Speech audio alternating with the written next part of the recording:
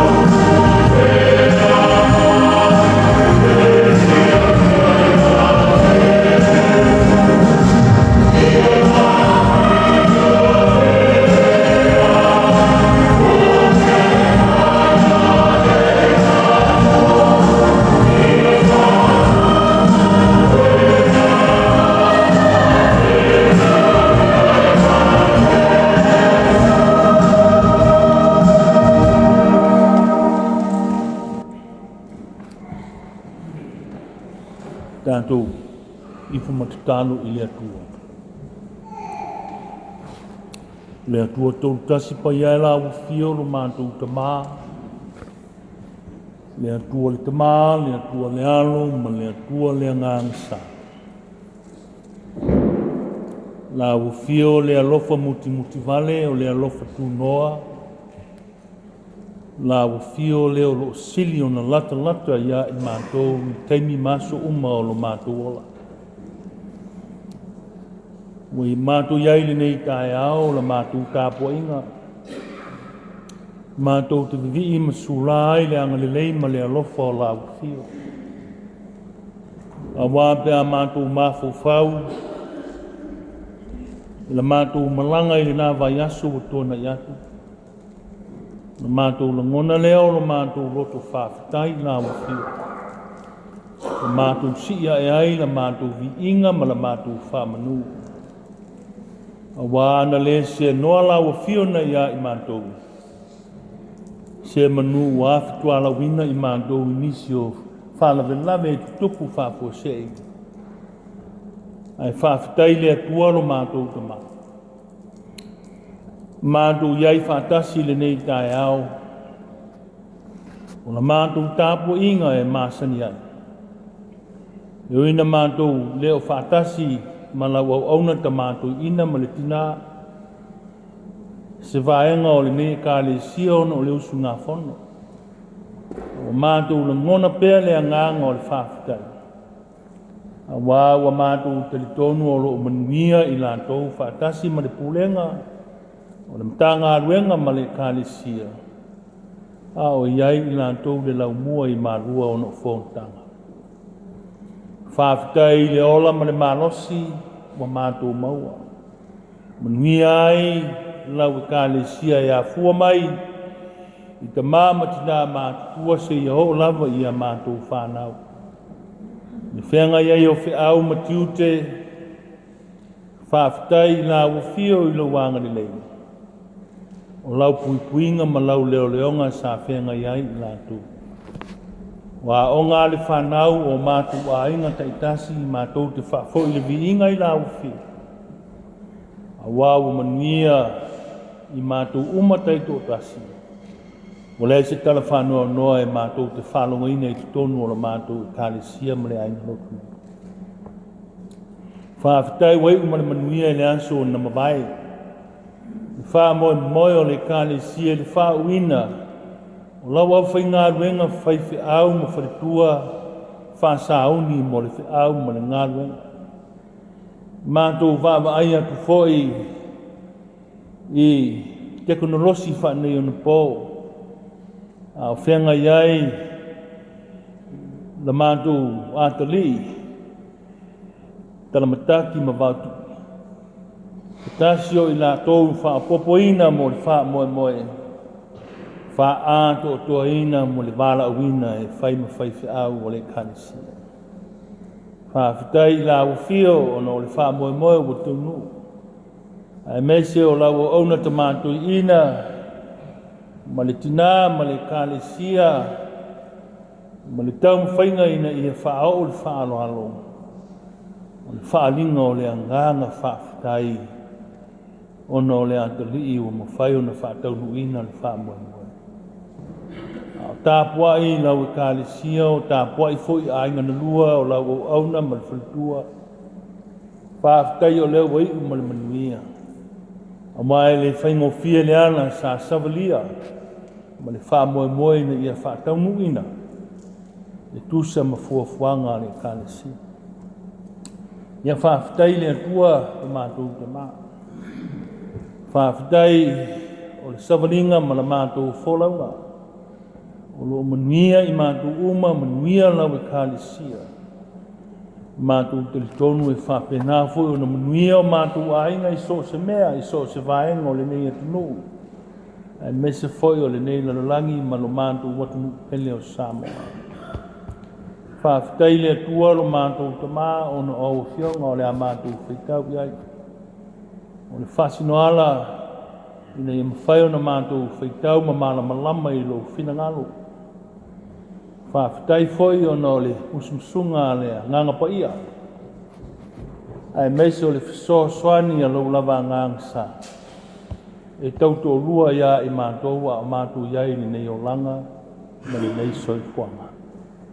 Whawhitai o no le mori mau ia Yesu ma le tada nei ma le soi fua na ofa mai. Sao ni ai le tongi ola ne ia whamangalo a mātou wang sala. Ma ua whapenao na whaavanoa ai whaitutoa o le manui e ufale iai le tangata whātuatua. Pea whai salamo i se maang salam whātuatua i lo maliu ma lo toe soi fua mani malo mai. Tu mau pea i nā ufio le vi ingo le whaamanu ma le whanetanga. Nei se o i le whaavavau e whaavavau lava. Mātou ta mālo whae sila alofa mai ai le tāpua inga alo nuu ma lau whanau. A wai au le yeisi tala i o mātou mutu au se mafuwhaunga i o mātou o toi te sila fia mea uma e mana nao ma mo mia i o mātou ola nei. Se whamanuia i le tāpua inga lau whanau. Ia to ia i mātou le usumsunga alo wanganga. Ia whamaneina i mātou le ngā ruenga mana le nganga pa ia e pe o le autu ma le whiau o le nei aso ma le whono tele a lau kālesia. Ia whapenao na mātou le ngona ina le taita inga le nganga pa ia. E le ngata e manuia ai lau whiau ma lau ngā ruenga e manuia ai fo i o mātou a inga o a mātou whiau ma le ngā solonga o aso o lo mātou ola. O mātou te tālo si e whamanuia i lau o ona ta mātou ina ma le tina ma le usunga whono le nei kālesia. Au whasauni mo fuafuanga whamoemoenga i usuia le whonotanga i le aso fau mua mātou te tālo ina i manuia le usunga whono le kālesia. Mātou te tālo le ali ia i manuia lo nuu o lau e kālesia e a fua mai maunga te tele se i o i a mātou whanau. O ta māmati nā mātua i vaenga se ese, mātou tālu sia foi ta mati nā olo i tonu o ainga, maota ngase ma aio tangata mātua, a oewa pula la ngoto lo lātou soifua. O mātou tālo ia iai lau whamanianga mo i nātou. Tālo manuia le alo whaiva matiuti o le a whianga iai le usua i tai au, ma fi au mga ruenga o wala uina iai i lako. Nia foina ia mātou whanau a whenga iai ia o aonga. Leo atu ma le foi mai i aso te itasi o le lātou o la pui ma leo. Ala o fi malanga inga.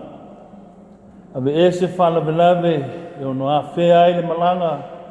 I tupu ai whalavelave whanoa no ai o mātou tangata. Ia malutia le ola ma le soifua o lau whanau. Au whenga iai i mātou au masani yaso te itasi o le nei ola. Mātou tālo le ali ie, we whanoa noa iai lau whamafan whananga. Mātou tālo sia foi o mātou a inga, i maota malawa ma fuafuanga te itasi, o whamoemoenga o whenga iai i lātou. Mātou tālo le atua, ia iai la ufio ia i mātou. Ia mātou whalongolongo i lo fina ngalo ma le wholafolaina o lau tala le lei. Ia whapenao na musumusuina i mātou e lau nganga. Ina ia fisosoani se whiau whale nganga e tā inga i whiau mga ruenga o le nei vai aso a Savalia. Mātou whalongolongo i lo fina ngalo wholafola le ali ie. Na lue mai mapai mai lau nganga. Ia whaamanaina ai le whiau ma le tala le lei o le a mātou whaalongo ai. Mātou te tālo ma tālo sia, whaamoemoenga o le tangata lava ia. Mātou tui nātu i la wafio, fuafuanga a lau e kālesia. Ai mese o whaamoemoenga tangata te tō tasi. Ina ia whapenao na iai la wafio. Au waliti ai fuafuanga ma whaamoemoenga o le tangata. Ina ia whaia mea uma e ala i le fisosoa ni mai o la wafio. O mātou te tālo ina i alu ma le mana le tala le lei a Yesu i le nei aso. Whapenao na wholafoleina ma whetalai mai la wafio ia i mātou. O mātou māwhau whauri nei whai a sāta au o lea sāna whio I whai lo ngang pa ia. Lo ngang sāi whai matai te tāma mo le tāla ino lau whi au ma lau ngā ruenga. Unia lau e kāle sak, lau e kāle sia I ona vaenga ese mātou tuina atu I lau whio a mātou mōri mawai. Ina ia whi mōri mawai ala I le musumusunga lo ngang pa ia. I vaenga ese o mātou tautua I lau whio. Mo le atina ino lau whi au ma le ngā ruenga. O la mātou tatalo lea ta mā. Whatasi ma le tatalo le leo e tutonu o le loto o le tangata lava ia. O mātou wofo ina atu ina ia whaia pe iai lo lava whina ngalo. Ia aua lava o na mātou whātau anau. Awa ua mātou wole mawala au e ale lo swafa Yesu la mātou li ma le whaola. O le na awa o ia I mātou tatalo mātou te whapeane. Lo mātou te mai o ina. Ia ia lo swafa. Ia lo whina anu ke whaia. Vai na te mātou. Ia mātou me aistou. E whana alu ia te mātou ia mātou sa. E uru mātou koi mātou sa whana alu ia. E ua mātou mātou.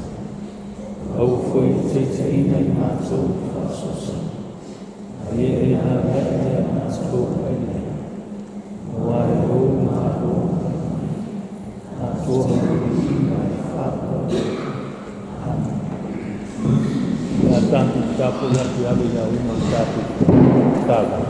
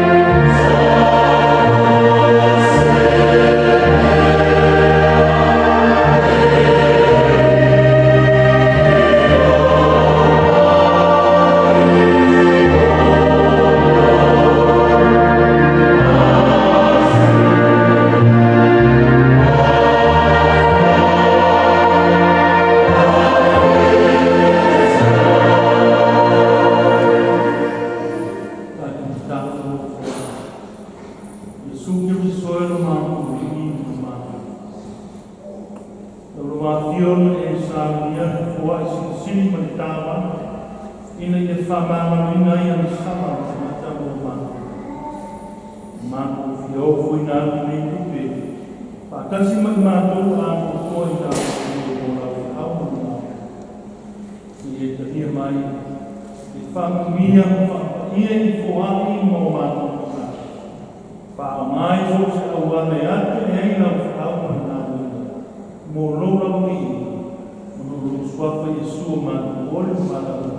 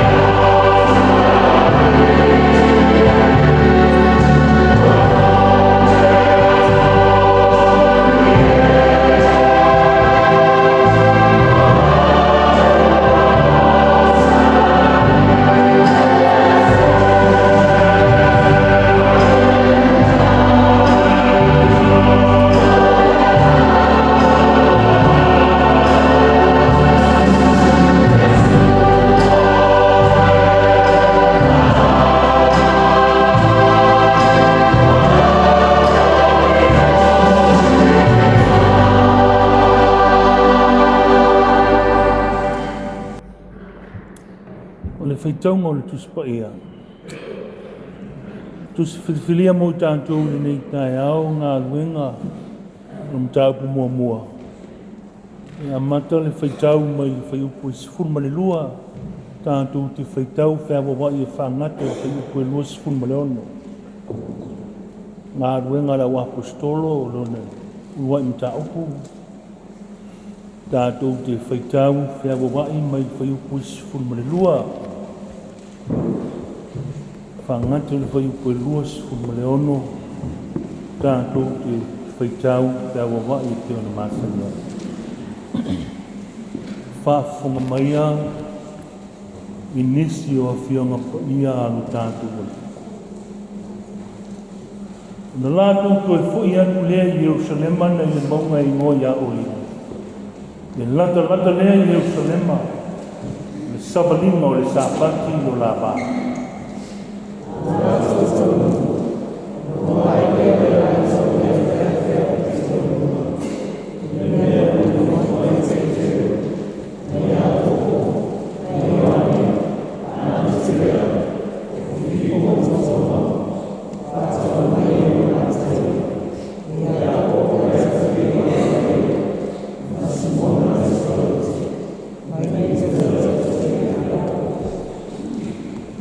Whina upea i lātou nei umalawa ma le loko matasi i le tatalo ma le aite.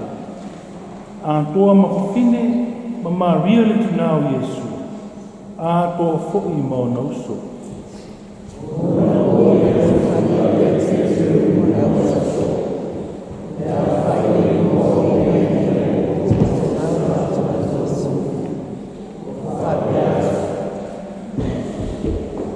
Se mai le au soe.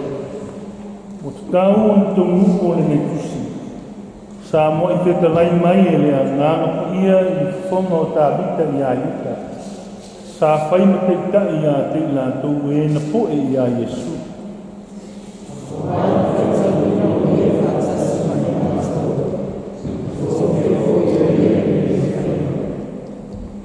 Na whātau fwoi e le nei tangata le whanua i le tutongi o lana ami o lea. Na tito foi o ia, ua pāi o na manawa, o masaa i whawhono na ngā au o manawa.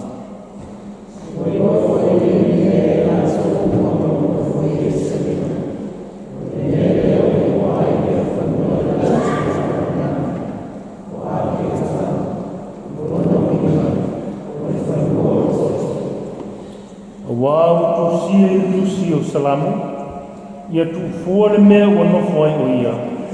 Awa foi ne iai se mawai. Le melea ia whai lona whaiwa mō se tasi.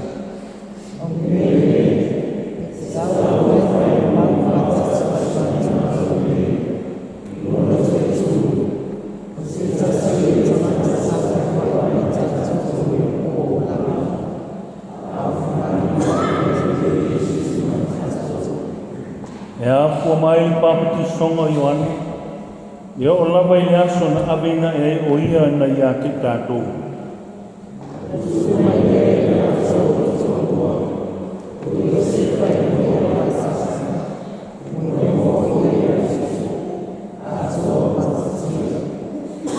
te talo fua i tātou ua whapea. Lea li i e, oe o le si le fia loto o tangata umalawa. Ia e whae loa mai po aiso la ua nei wa e whiwhiria.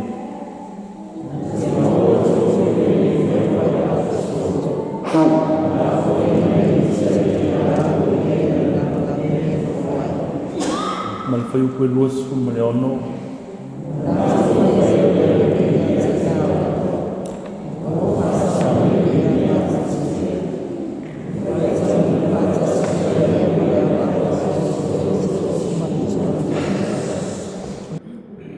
Whamani mai tātou a le tua. E ala elo tātou whaitau, ma whalongolongo i nisi o ana whionga pa ia.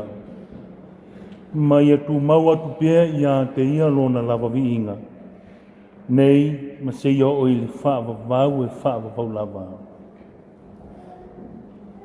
Ia malia i lau whio upo lo ngutu ma mawhau whaunga o lo roto, le ali ia lo papa ma le na te tongi o laina i mātou.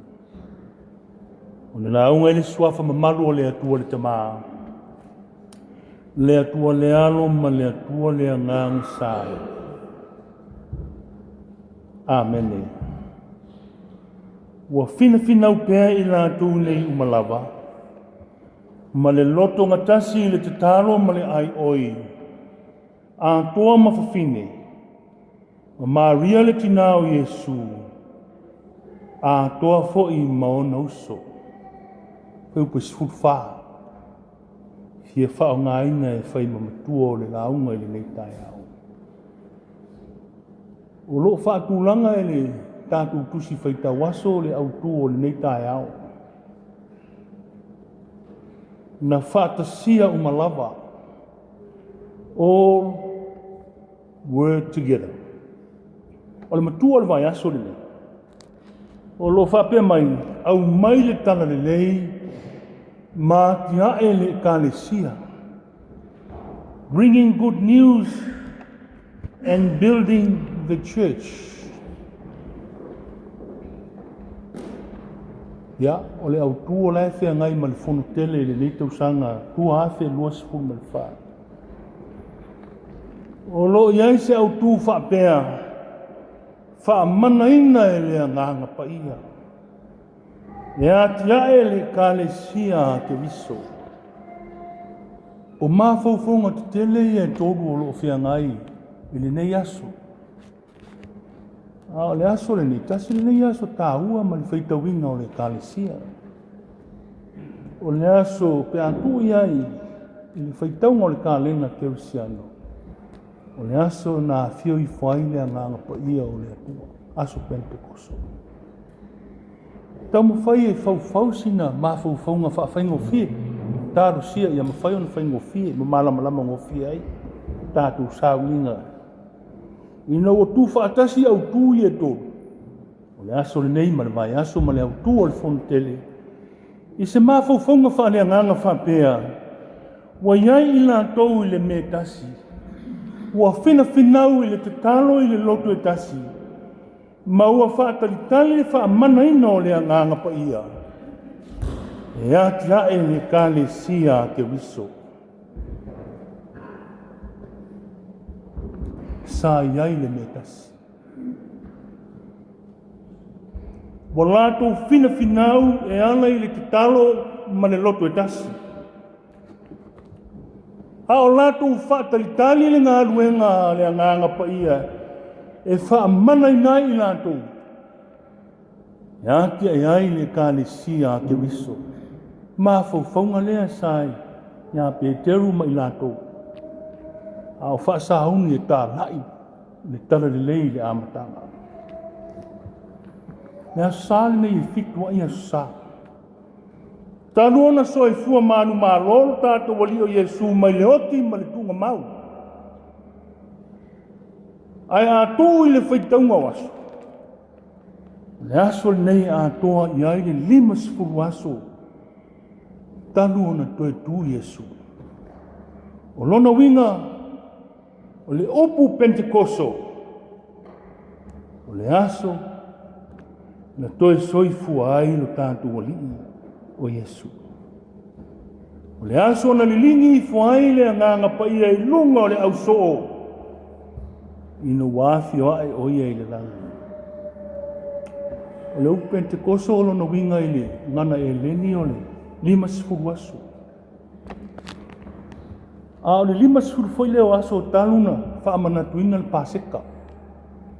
I le tū whaaiutaia.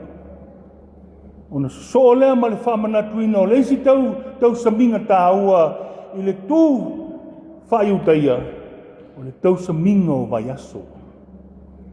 O le tau saminga e mamoli ai le nganga whaafitai i le atua. Ona o fua o whaatoanga ma whaeleleanga. O le ulu wai selselenga o fua o saito.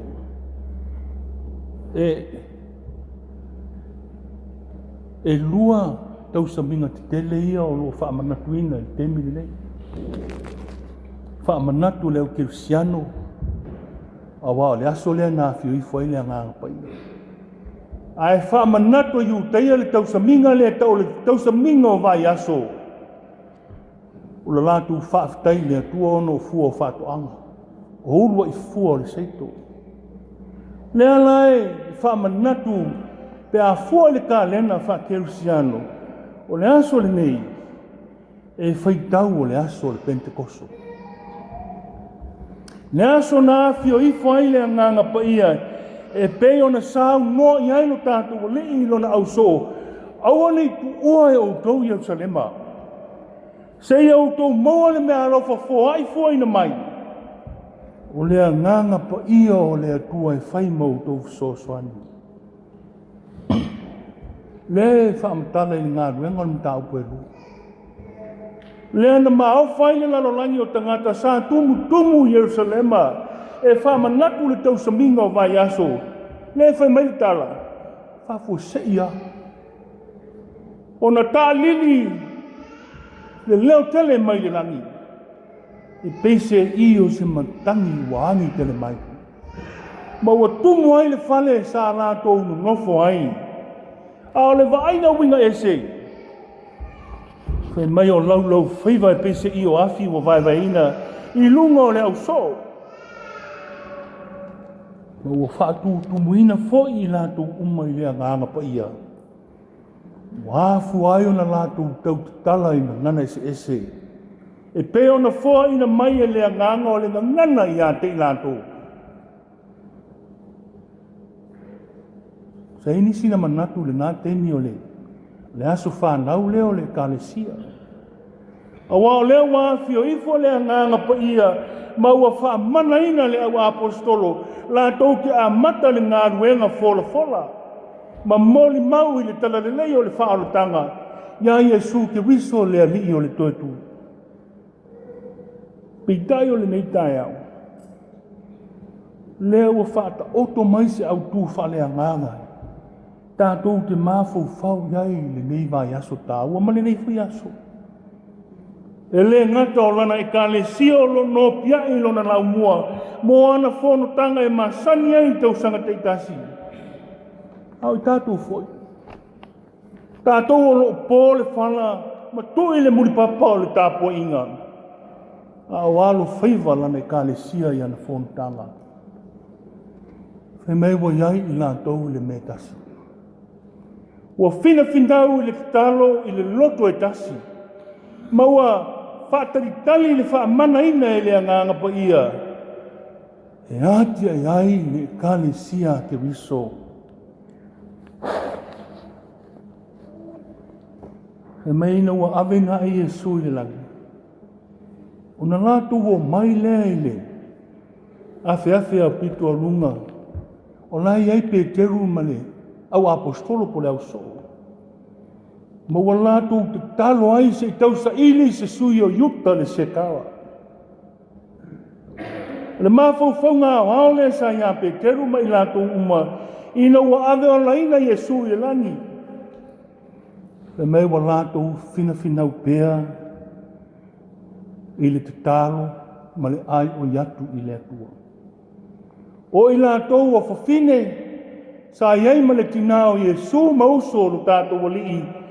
Wa whape nao na lātou iei le me tasi ma wa lātou te talo ma whina pēa. Se isa ili le whina ngalo le atua. O le mawhau whaunga lea sa ina ua apostolo. Po le au so. O le talo. O le ngā ruenga lo tātou wali o Iesu. O le whiau ma le tala le nei a Iesu. E le whalango e se isi mea whalango I te talo.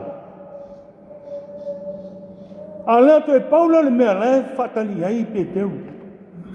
O le saunoanga Iesu ia I lātou. Aua nei o tūtua. Jerusalema se i o tū maua le mea rofa sili lea ma le tāua. Lea lana tupu le aso lea o taua le aso Pentekoso. Aua lātou iai manu nofo whaatasi. E le ngata o le loto e tasi. Ai whai mai sa lātou talo ma le whaataua nau. O le malo si anga siri lea o le whiau ma le ngā ruenga o tātou. So se tasi ai te fesili ai o ta tutua o le kalesia. Ele to ina leo vai sa masani lo walu tantala noia. Apa ya oka. Ta tutua. La ele losi. La le losi o le ngā ruenga whawhiwhi au. La le losi o le ngā ruenga le kalesia. Talo. Ele whamoe ai le ata mai o le whawhiwhi au. Ele whamoe foi le tamau ainga o le kalesia. Masani ano whalongo whaile to ina leo okatala. Masani foi na matu tal sue mao. Ele whawina ne kalesia ntupe. Iau whakai whawia. Ana wha le whaula ai whaula me whaua e kalesia. Wa whena tausi whaiwhi au me. Atia el whatsa. Usmusunga le nganga pa ia. O le kalesia o lona whamoemoenga au pūlea. O le tatalo le mafutanga lilo lea le tangata i le atua. O lau rua whisota inga le i le atua. E mawhai ona au mai ai ma musumusuina ai tātou. Au wala ese mo le teita inga o le whiau mani ngā ruenga. Whamalosi le tatalo. Le anga le ana le lena whaasino mai pe teru le amatanga. A o lātou whaataritali le ngā ruenga i lea whia ifo le anganga pa ia. Sa lātou no nofo ma whaataritali ma te talo sa iai le me tasi. Ina ia lātou maua le mea rofa sili mai le atua. Lua o loto o tu whaatasi. Ua loto ngatasi i lātou. Tā ua i ole, vaenga le. Tā ua i ainga. Tā ua i whaalapu putonga. E tā ua i nuu. Tā ua foi e kalesia. O le tutu whaatasi, ma rosi ai. Whamoe nā sa ieipe teru ma le au so. Au tausa ili se sui e. Sui ia i uta le se kara. Le so na ia whaalataina le li o no tupi. E mei sa iai lātou le awhiawhi lea. Wa lātou te talo. A o iai. Mo lātou loto o tu whaatasi. E se le tāua o le loto ngatasi. Le anga o le loto ngatasi o le whaailonga o le malosi. A tasi le loto po lea le whaingatā o le whaamoemoe. E le ase me whaingatā. O le se ngā luenga lai whai tō tasi fiu e tau whai a tutu whaatasi. E se le mā o se ngā luenga. Te leo lima e mā ai se ngā luenga. A te le fui sulu e o wai fi ngota pe upu masanga le atu ne. O le ngā rue whaatasi o se kalesia. Mau ai le manuia. Po le ale ese ingo manatu malangona. Ai ao ino mai o le kalesia e tasi le loto. Le se me silion. Whaingo fie. Nai lo le tutu whaatasi ma ia whaatasi ai. O le toe manatu. Whaatalitari. Mo le taita inga le anganga pai. Mele sa whianga iaia. Le au so. Sa latu whaatalitari. Le ngā ruenga le anganga pai. Maria le mafofonga le. Le anga e. E eis tangata e. O lai avau whe mai. Whaatalitari le anganga pai. A langa ki whakongua le anganga pai. Langa lai e mea lai mga e whai. A le whailo le anganga pai. Ona le fia le. Tō tele leo whainga ruenga whapena. O le tangata e whaatalitari le anganga pai ia. E whalango i le musunga le atua. Ao iai pe teru ma le au soo. I le aso tā ua. Whapenao na lātou la ngona ina ai le pai mai o le anganga. Ao whaatalitari lātou whe mai. Ua pātele mai se leo tele. Angi tele mai le matangi. O na whapena leo na iei lau whaiwafi o lātou runga. O le tangata e whaatalitali le taita inga le anganga pa ia. Nā tau te maua le soani mai le atua. A oe whaatalitali i le ali. E whaapei o a heto i la tau. O la tau malosi. O lona winga. O i tātou e aona tātou whaatalitali i le anganga pa ia o le atua. Whaatinu ina ailo tātou wala wina. E whai ei tātou mamoli mau tātou te tā lai le tala le nei.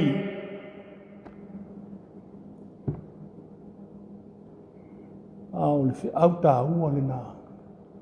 Mo le tangata whātua tua i le atua. O le whi au fo le nei ma le wala wina o tātou i le atua. E leo se whi au e whaapitoa i se vaenga o tangata, pe whaapitoa i se tangata. Masani ana o whanongolongo i la unga o tātou tamā. E o ngā luenga e le whaasino na o le whaiwhau toina. Pe whaasino i na o awao. Pe na o ti akono. O le whiau e whaasino i tangata umma. E whaataritali tangata umma i le atua. Le anga o le wha moe moe ua uma o na valo ia. Sa valo ia mai lava i le whenga inga tuai e iai le aso ma le teimi. I o na valo ia il perfetto i o elu. I o elu ni tau pe lua le whai upe luasfu valu ma le whai upe luasfu ma le iwa. E mai e puli muniane. I lingi fuai le anganga pa ia o le atua i tangata umma. O na perfeta ai leo tangata uma o ata lii maa whawhine e whai miti toi ina e loa whaalinga e o tau tau lea. O lona winga. O le whi au lea mo tātou. Ma le whaatalitali i lea nganga o lea tua. O le whi au mo tangata uma. O le whi au mo au. Ma le whi au mo oe. A oi na lilingi ifo le anganga pa ia o le atua e peo na tupu i le aso Pentekoso. O na ia i tātou le o le anganga e tātou te whemoni mawai. I le whi au ma le ngā luenga le ali. Mo li mau oi tu tonu o lo aina. Mo li mau le meo lo enga lue hei. Mo li mau tu tonu o le nu. Mo li mau tu tonu o lau e ka le sia. A o le tangata o le whaatalitali. E whaatalitali na lue mai o le anganga pa ia o le atua. I o elu tātou nuu ma le kālesia nei aso. Tātou tu tālo a o sahauni le kālesia i amataina o lana whontanga. A o le wha moe moe tāua lea e toi whawhangu ia i tātou. Ina ia tasi no tātou roto. Ese a mea tātou te talitonu iai. Ai a tātou o mai, tātou te ngaru rue o tātou o le kālesia. Ia tasi lo tō whina ngalo. Whanongo longo ni musmusunga ne anganga pa ia. O na ngā rue la ia. E tuso o le wha mua me. Wha maa lusi te tālo. Te roa tātou e. Tālo tai au, te tālo le afiafi, te tālo i te miuma. O le maa lusi le nā. Po wā whaina tāma whawhita au le whea ngai ma le tangata. Ai a hau ina te talo li tangata. A tali tonu. E ia se mea pole ai. Whai lesi whai a unga maru. O tala lea. O whanong rongo. Tā ua i tala. O le waasa anu nungo sami. Ia ua hawhatia le waa. Whewhewe tangata. O pole i te iwa. Sai le waa anu whioti le. Ai vai atu le stoina. Ai mo ele está mai titin popolan polo ma atam fia fal polo. Atul tu hey. Que dai lo le vai smokon. Ai fai mai le kala kam. Ai tele fefe. Lango lu tamala e tu le fo le va. Yoi. Au tanto te popole. Pe fe so ina le tanto folonga. Po fele me tanto te iai. Wha moe moe o laes, soi fua le atua. O nei pei tātou o le, au so fui le na oma Yesu. Ai moe le li tau mune le waa. Hangi mai le wha, ai se wha tua. Tātou wha moe moe o soi fua le li. po lea le whawhita au le whengai. Tātou kilton. Le tu la fua ina I tātou wa lea tua. Unia le nei vai aso mauna whea. Tau na fisoa ni mai le. Nei vai aso tāu, o le vai aso le fio ifo le ngana pa ia. A o le whea au le nā. Ia whapenao na tātou whaatalitali ia whaamana ina I tātou. Mule ati na ina o ngāruenga o le tara le. Amen.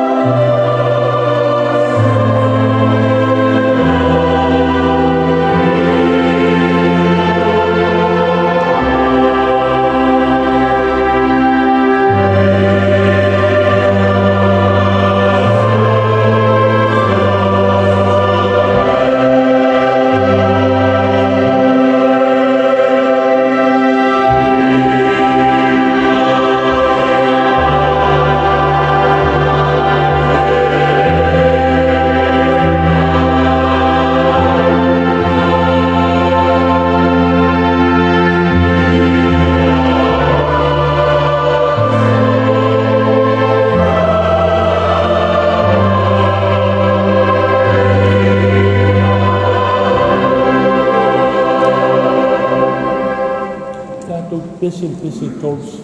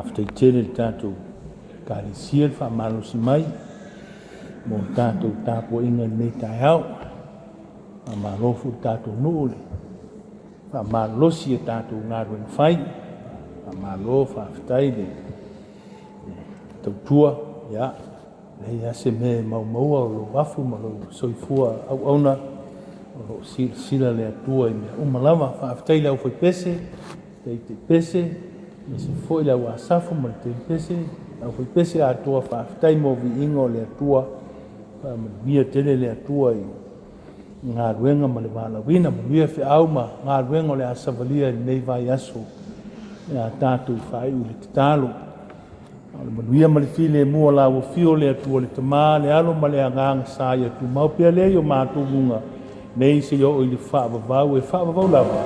Amen.